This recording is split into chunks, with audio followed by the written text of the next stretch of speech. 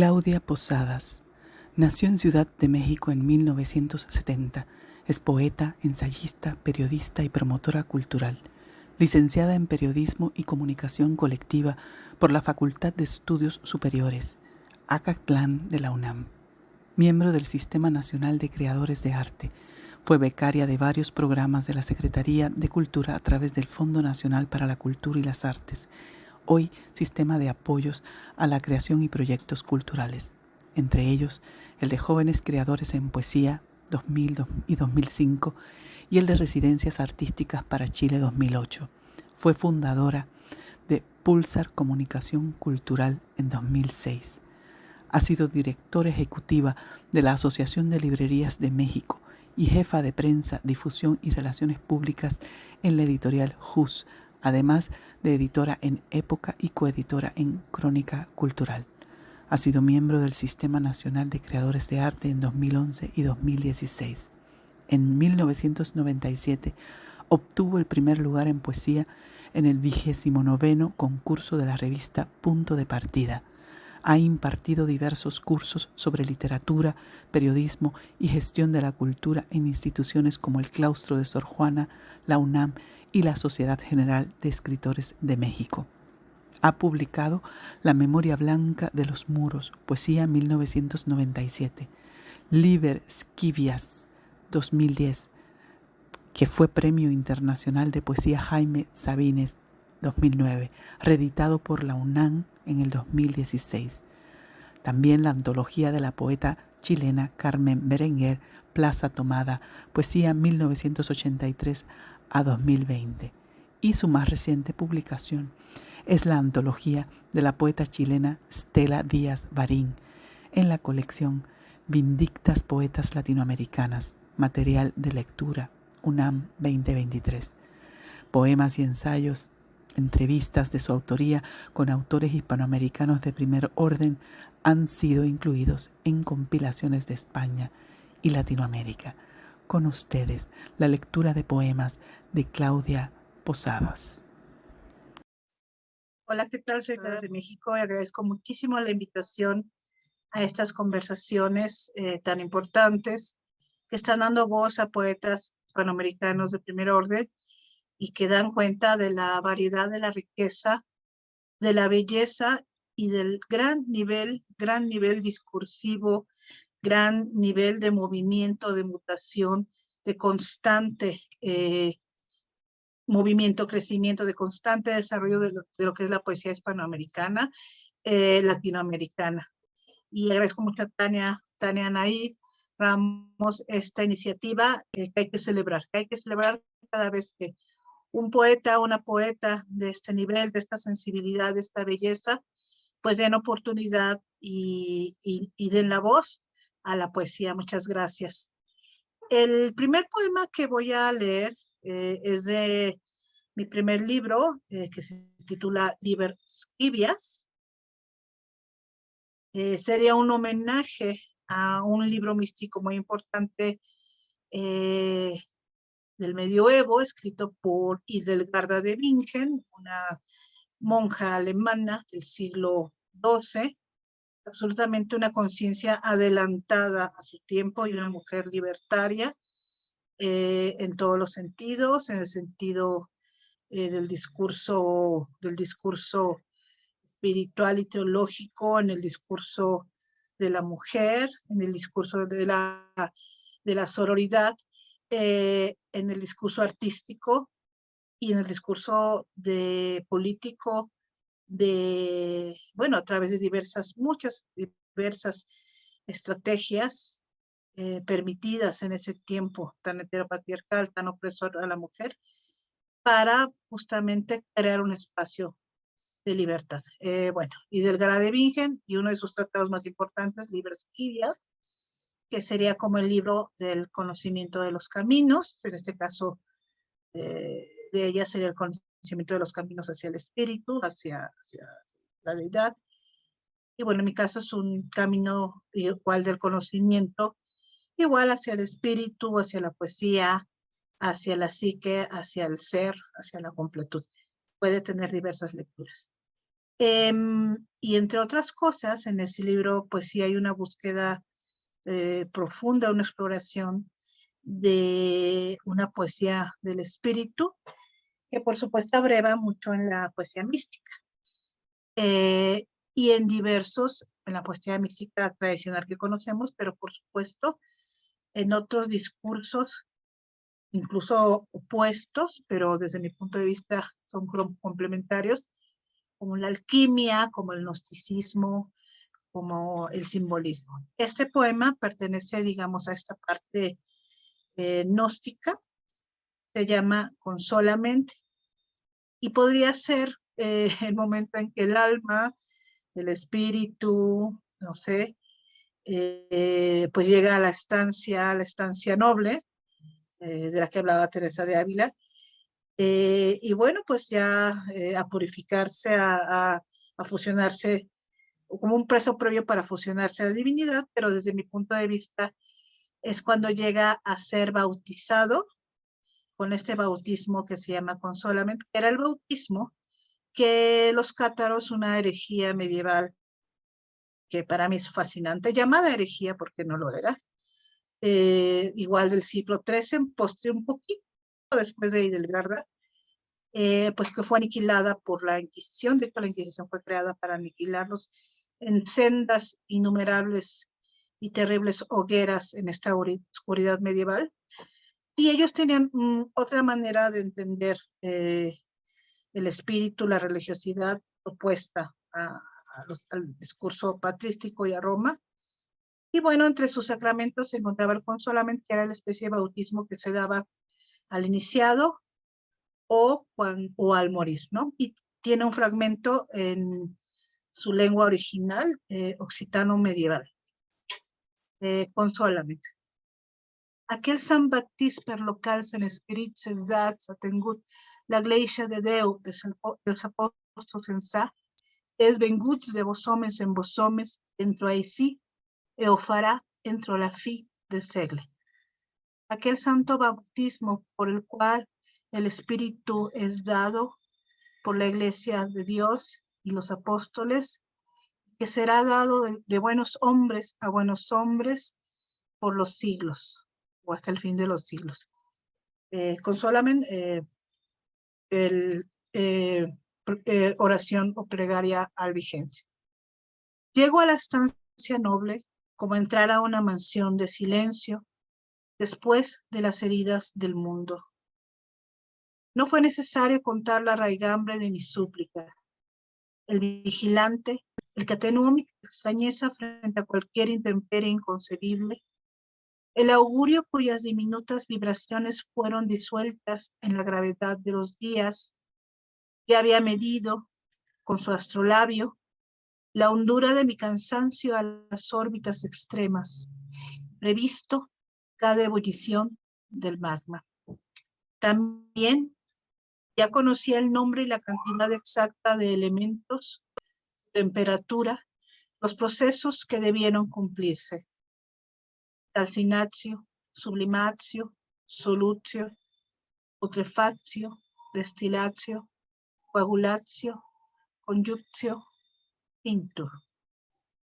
Asimismo había creado con su armonía de órbitas celestes las notas que habrían de cicatrizarme y escrito cada hallazgo el extinguirse de la luz en el esquivias de nuestra historia.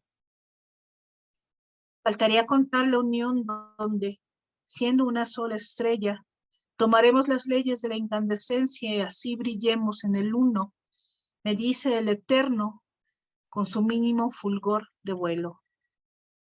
El escanciador me brinda la vasija donde serenó agua del pozo. Amainan mis duelos al ser lavados por ese río con el que también unge mi cabeza y que vierte en el vaso espiritual. Si fiden adit, salvus erit. Tomar de la transparencia para ser de la transparencia. La música de esferas encausa el fluir del pensamiento. Aspiro el germinar de la rosa. Y entrego al celebrante la copa con el aceite de ira forjado en lo visible, aquella sangre con que nutrí mis lámparas y cuya ignición en el largo exilio de la luz, no fue suficiente para depurarse. Mi sangre que el dispensador destila en su redoma, dispone en el cáliz, cuya ofrenda deberá derramarse en el crisol, me dice a través de las miríadas de ojos que revisten sus miríadas de alas. Melorament, beso el manto del anciano en que el múltiple se ha convertido. Adoratio, el libro de su ordenanza es impuesto sobre mi cabeza, así como las manos de una multitud de murmullos que se desvanecen. Meloriamentum, repito la oración escuchada en el sueño. Adoremos Patrem et Filium et Spiritus Sanctum. Adoremos Patrem et Filium et Spiritum Sanctum. Adoremos Patrem et Filium et Spiritum Sanctum. Su ascender revive el talismán que me fue devuelto. Me deslumbra ese latido y rememoro el incendio blanco y el desprenderse de una transparencia y el dolor de un abandono, y sin embargo la promesa del reencuentro, y entonces tú, el alba, la rosa y la neblina son esta gema entre las manos. Tú, alquimista, emisario de los primeros nacidos, el nacido lejos, tú mi espíritu de quien fui arrebatada para que supieras del frío y la gravedad, y para convertirme en tu índole de melancolía. Acepto el misterio de mi destrucción y cúmplase la razón de tu llamada y de mi búsqueda, y seamos en el Padre y Madre. Tú, el poder que ya es un trono y el círculo de fuego girando alrededor de mi cuerpo, y que en su vórtice cada vez más rápido absorbe mi carne y mis huesos, mis cárceles de tiempo y las máscaras del absurdo, hasta revelarme en mis vestiduras inmortales, a levantarse en mi cabeza como un castillo flameante, como una coronación viva y recién nombrada, corona sin fin en la luz blanca más allá de la blancura de la luz. El segundo poema ya es de un proyecto que estoy trabajando recientemente, que bueno, me ha llevado su tiempo, ha implicado una investigación, y también como mi primer libro, del que acabo de leer este poema, un proceso espiritual, personal, de decantación, de reflexión, pues intenso, fuerte, poderoso a nivel de la psique, de las transformaciones, incluso hasta, no sé, hasta de la realidad, en un sentido de que ocurren muchas cosas que permiten que esto siga adelante. Bueno, entonces, pues, me ha tomado su tiempo, pero ya está muy afinado. Y bueno, sí tiene que ver bastante con este discurso, digamos, místico, en busca de la espiritualidad. Entendemos místico desde un punto de búsqueda de lo inefable, desde diversas estrategias, desde diversos puntos de vista, y a partir del conocimiento de las diversas tradiciones, por supuesto. Bueno, pero que tiene que ver este discurso con algo fundamental que he estudiado, se me ha revelado de maneras increíbles, misteriosas, insondables, que es la presencia de la divinidad, pero de la divinidad pues femenina, definitivamente. Y que, bueno, por supuesto estaba la presencia del discurso gnóstico que manejaban estas herejías medievales de las que he hablado, los cátaros. Y bueno, también tiene que ver con el rescate y un estudio que he realizado de la voz de las mujeres desde la antigüedad hasta Renacimiento y un poco más acá, que son míticas, históricas, literarias, espirituales, pues que son las pioneras y quienes nos han presidido en los caminos de libertad. Este poema se llama Torre Magdala, está dedicado a María Magdalena. Y bueno, aquí hay qué misterioso, lo escogí sin saber la asociación. Aquí hay una asociación misteriosa.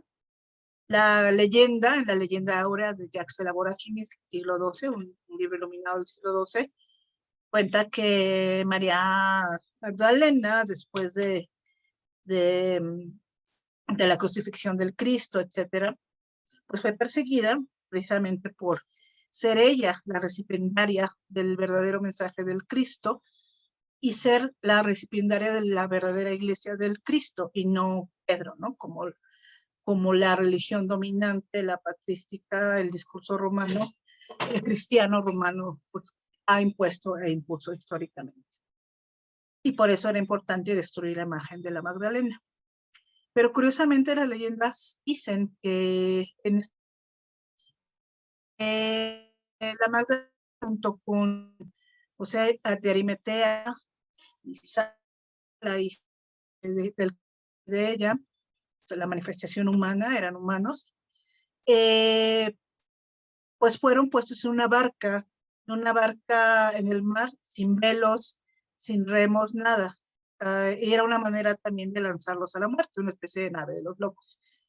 Pero aquí era una nave de los exiliados, nave de los libertarios, nave de la mujer libertaria, que fue Magdalena, históricamente. Entonces, pero la gracia y la diosa se manifiestan de diversas maneras y llegan a la costa al sur de Francia, a Saint-Marie-de-la-Mer, y ella, bueno, se queda allí, se traslada a Saint-Maximin y se recluye a una cueva a seguir predicando, como las madres del desierto, sus antecesoras. Y bueno, pues la leyenda dice que ahí se quedó y que ahí está ya una iglesia que profesa su culto, su advocación, y que ella fue incluso la que enseñó todos estos secretos gnósticos en el sur de Francia a los cátaros. Entonces, bueno, aquí son este tipo de asociaciones. Yo elegí este poema sin pensar en esto. Bueno, Torre Magdala, a María Magdalena. No le alces la voz, Pedro, que el solo especular de su nombre es conmoción en la fuente. No la juzgues tú, primera piedra de un túmulo de sigilos, cólera del camino, primera mentira de esa cúpula de tergiversaciones levantada sobre nuestros cráneos abiertos, que tu engañosa prédica, aficada en las roturas humanas y falta de piedad, de la transparencia que solía matizar, suavizar, liberar la carencia en los seres, ha mostrado tu apostasía contra el maestro, contra la conciencia. Que tu miseria de espíritu manifiesta en el tiempo ha exhibido las monedas del señorío feroz que compró tu precaria lealtad, esas que no cayeron de los despojos del Judas colgante, sino de tu pobre yo herido en nombre del cual abriste no las puertas del templo, si él en vez de otros goznes. Tú, Pedro, piedra devorante en el infierno de la piedra, aunque solo piedra. Tú, el gran y único traidor, el que enmascaran, el que atavían, el oculto, el que sisea, en nombre de los césares, de los doctores de la ley, de los señores entendidos en los 7 dogmas. Ustedes no la injurien, que la blasfemia velada en sus cánones, el evangelio tallado como primer bífido en sus palimpsestos, serán revelados una por una sus máscaras. Ella, la única que miró al Cristo surgir de la del no tiempo. No le mi tangere, porque aún no ha ascendido hasta mi Padre, él dijo. Pero ella tomó al Cristo vuelto a vivir, sus cabellos entre sus manos. Besó, olió, estrechó, con amor y temor absolutos, aquella rara materia venida de la inexistencia, que la miraba con inextinguible ternura. Con su manto limpió de su rostro el polvo de otro mundo que él trajo de su incomprensible viaje. Ella fue su testigo. Tú, María, la mirada, el habla, las manos recibiendo mi linfa, tú la cura.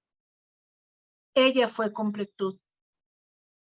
Tú, que con el tacto me has recordado la confluencia creadora, que por tus lágrimas, que por tu amor, que por tu arteria vuelvo, refugiado en tu hipóstasis, aquella que no te han dejado nombrar, hacia la Madre, el Padre y la sabiduría inextinguibles. Apóstola de apóstoles, una entre todos, la sutileza que el Cristo solía llamar ante sí para explicarse a sí mismo, para exorcizar aquellos vacíos de su vigilia en los que no se concebía como hijo de potestad, en los que temía como una fragilidad temblante y no como trono, su cuerpo atado a la cruz con sus propias venas, la espina clavándose en su desamparada súplica como única corona hacia la nada, en los que dudaba, saturado de sus perturbaciones, de los mandatos de un Dios al que no podía ver y al que solo escuchaba cuando cierto relámpago quemaba sus pensamientos. Ella, la más querida, amado los esponsales, tu sangre de otra y elusiva ascendencia, amniótica, nutriendo mi copa de oro. No la infames, pues el hombre viene de hijo en hijo a través de sangre de mujer. Amado, el único principio del cáliz, la mujer es Atanor que transmuta la luz en carne y mundo. Ella es vasija arcaica, equívoco troparion de la víspera, pergamino quebrantable a la luz del viento, verdad a punto de la desintegración e incompletas, roídas sus palabras por algún ocultamiento o por un incomprensible, impenetrable, voluntad de insectos, azar, óxido de siglos, que encubrió el significado exacto del manuscrito, de su manuscrito, aquel en el intersticio entre los signos, que encubrió el significado exacto de su manuscrito, aunque en el intersticio entre los signos brilla el misterio.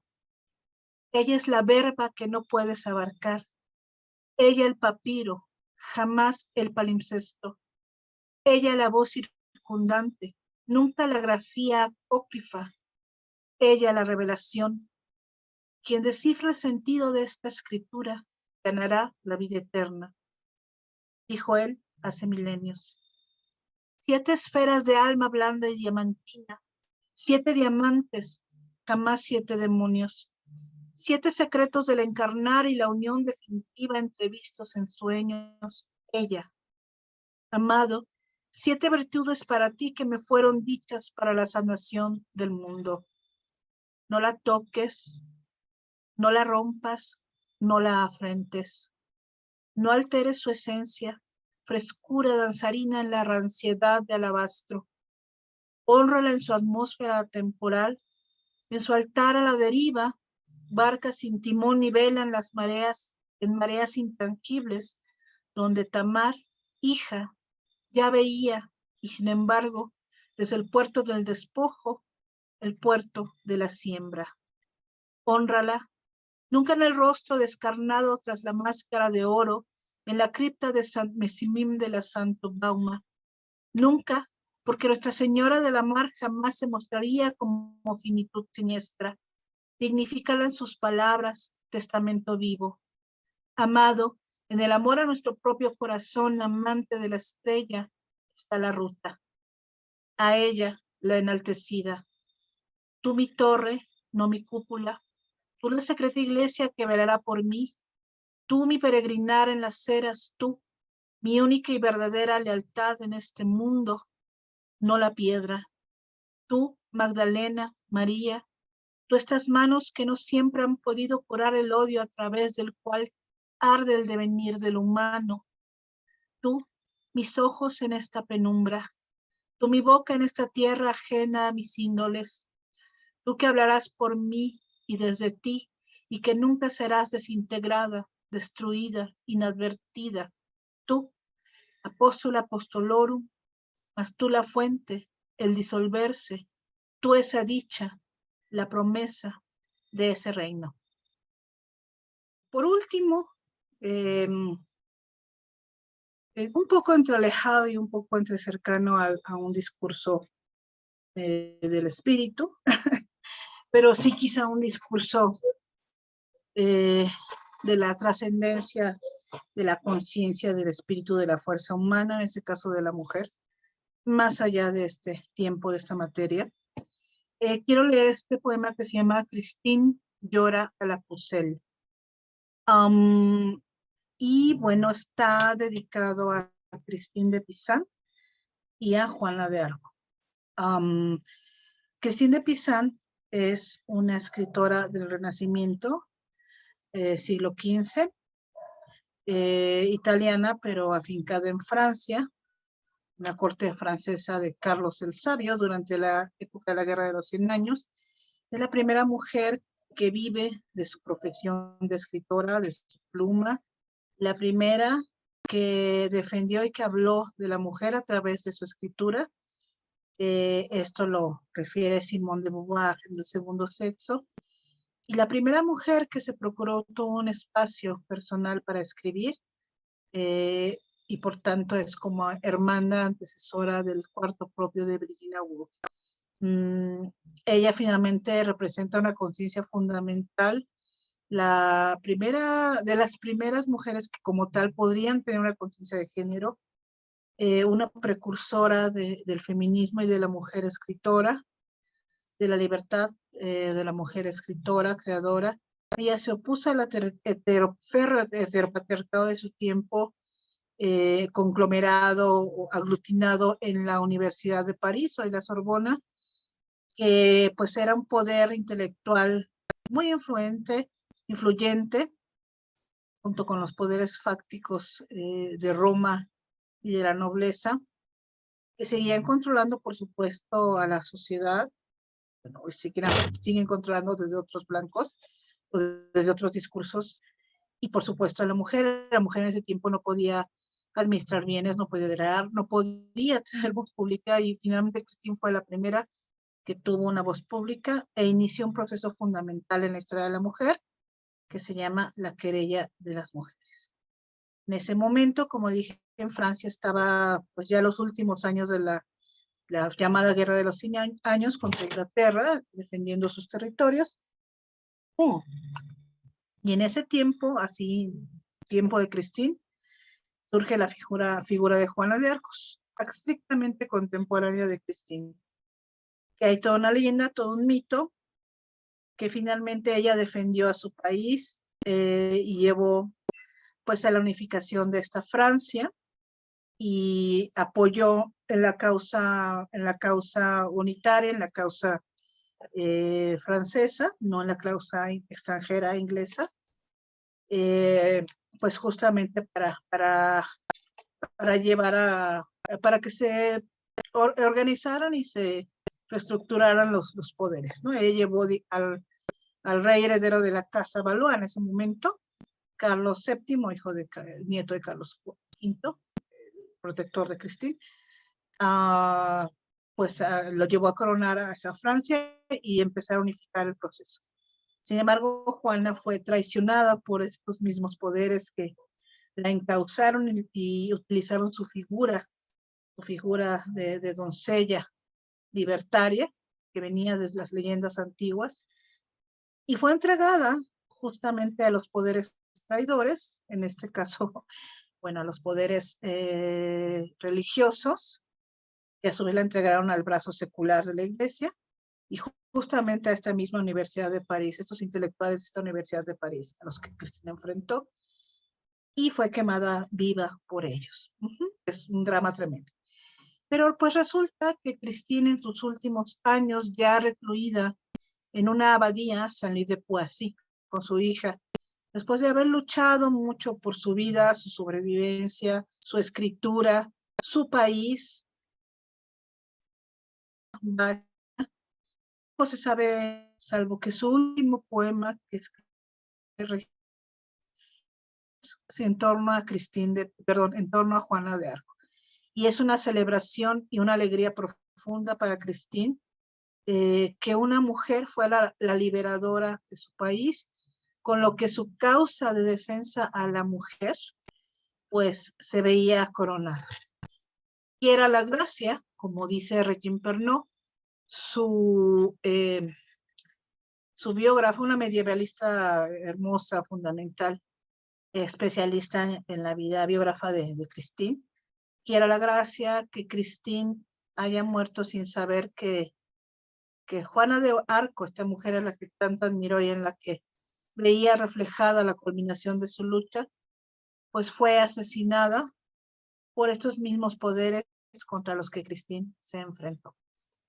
Entonces, este poema es como una especie de homenaje a esos últimos momentos de Christine, pero una Christine ya trascendida en el tiempo y el espacio, y un homenaje pues a estas dos conciencias libertarias que también son nuestras antecesoras. Se llama Christine llora a la Pucelle y tiene un epígrafe, precisamente el poema, un fragmento del poema de Christine. Naciste en un buen día, Juana, bendito el que te creó, doncella de Dios mandada, que el Espíritu colmó de su gracia, que has tenido de dones toda abundancia, todo ruego concedido. ¿Cómo te daremos gracias? En de Pizan, la Ditie de Joan d'Arc. Doncella, el blasón de tu corazón, de tu acorazado corazón, la corona coronándolo. Doncella, tu figura cabalgando al viento, la pureza de tus causas. Don Remy, 6 de enero, nacida como promesa de la Epifanía, como última libertaria exhalación de conciencias que habían sido quebrantadas contra los muros. Fuiste la niña elegida por Dios para llevar los 3 ángeles del estandarte, uno para encauzar aún contra el viento, la espiral del río que guiase las barcas a puerto adverso, el mismo para imantar la flecha a tendón enemigo, otro para ondear el silencio en el ara secreta, uno más para resistir el arcano que, no lo sabías, reclamaría tu nombre. Seas bienvenida, la pequeña pastora que logró escuchar el llamado observante del día, la invocada por las redes extrañas de la causalidad, aquel deseo que fuese traído al mundo por Veda y Sibila desde el confín del sueño. La espada en alto de una mujer sostendrá la fe que nos despertará. ¿Cómo es que esa empuñadura no logró enclavar el ansia inquisidora como una transverberación que figurase al ángel?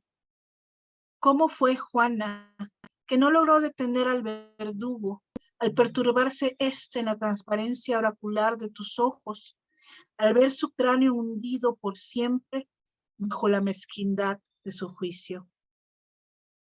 Tus ojos, esos tus ojos con que soportaste el resplandor avivado en tu propio, perdón, tus ojos, esos tus ojos con que soportaste el resplandor avivado en tu propia carne en la plaza Vieux-Marché. Esos tus ojos que no dejaron de mirar la cruz mientras su devoción te fundía con tus médulas, tu boca deshecho con que aún pudiste clamar 6 veces al Salvador como un pequeño, Jesús, conjuro, y tu pecho ahorcado por el humo, un estallamiento, tu sangre goteando en el rostro de quienes lloraban tu cauterio, un estallamiento, el grito gutural del tórax más tu corazón, el grito gutural del tórax más tu corazón 3 veces incendiado el cuerpo para que no quedase nada, pero quedaba todo. Quedaban tus venas todavía, quedaban tus vísceras, tus células 3 veces el martirio, hasta confundirse con las cenizas de la pira, mas tu corazón intacto como tu verdad. Y tú, Juana, sola con tu diminuta fe ante los templos de poder, tú con tus desahuciadas palabras ante la investidura de esas hienas ocultando sus huesos ante los robíes de sus cuencas, con tu doméstica y salvaje bondad ante aquellas bestias de guerra y tributos, sola, con tan solo tu pureza frente a los retorcimientos con los que buscaban confundirte. ¿Acaso llegaste a dudar de tus voces? Si tus voces realmente eran tus santas, si era el arcángel, ¿habré interpretado mal su lenguaje? ¿Por qué majestades tan dignas tendrían que revelarse ante mí? ¿O acaso llegaste a dudar de ti misma? Si fui tentada no por el ángel, si por mi enorme soberbia, y si por mi enorme soberbia caí, porque solo amaba mi silueta cabalgando al viento, y era una mentira que quería el bien de mi pueblo. Si falté a mis padres por haberlos abandonado, si merezco el castigo porque, como dicen todos, solo soy una pobre mujer. Tu soledad en medio de la celda pestífera, con tu cuerpo estrellado contra las heladas baldosas.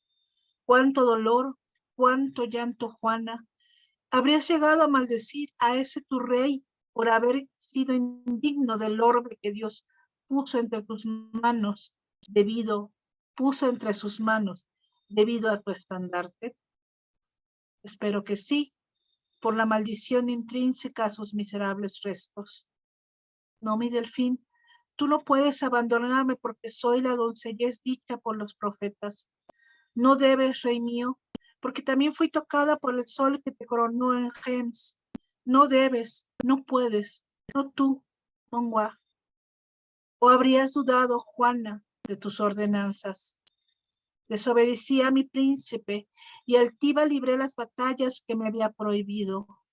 Nunca debía ataviarme la armadura anómala, el yermo informe, pertrechos de los hombres. Ellos, nunca debí desafiarlos. Ay, Juana mía, sola, con tu inocente, y no sabías que fatal causa de Dios. ¿Cómo podías saber que la puerta que casi cercenó tu rostro, negándote solo a ti la entrada a la fortaleza auxiliadora, fue cerrada por voluntad de ese reyesuelo bastardo o por su madrastra reptil, cuya estirpe, que ya no reina, ha sido y será maldecida al haber derramado tu sangre? O por los babeantes gusanos de la corte, por todos, sola, en Juan, con tu desquiciante soledad en esa torre. ¿Cómo podías saber que ya eras una profecía inservible, una virtud incómoda, que tus cenizas disueltas en el Sena eran la moneda de cambio ante los pactos? Sola, con tu desamparo en medio de tu calcinación. Señor, ¿por qué me has abandonado? No, Juana, Dios nunca te dejó. Yo, Cristín, evocando la soledad de mi terrenal clausura, te ha entregado el esplendor de nuestra tierra, aquella por la que luchaste, al extranjero y al blasfemo traidor, y con el solo consuelo de ver a mi hija aquí conmigo, consagrada al eterno, a la eterna, en esa hora oscura de mi desaparición que bien recuerdo, te digo que fuiste mi gran esperanza, la piedra preciosa de mi ciudad interior, donde todas nosotras vivíamos salvas y salvadas. Cuánto dolor, cuánto llanto si antes de haber escrito mis últimos versos, Juana, por supuesto dedicados a tu gloria, hubiese sabido de tu hoguera manos de esos mismos que condenaron mis dictos, los mismos condenados por la eternidad que destruyeron también por fuego a otras hermosas damas junto con sus hermosas obras. No, Juana, Dios siempre estuvo contigo. Ahora que habito junto con mi hija y mi pequeño Atián en esta ciudad del cielo, sé que Dios tomó en sus manos tu corazón, ese tu corazón ignífugo. Yo, Cristín, abro de par en par las puertas del castillo amparador a ti y a ese tu corazón que será la llama viviente de nuestro altar, tu acorazado corazón, la corona del tiempo coronándolo. Ciudad de las damas, reino del cielo, abadía celeste de San Luis de Poissy. Gracias.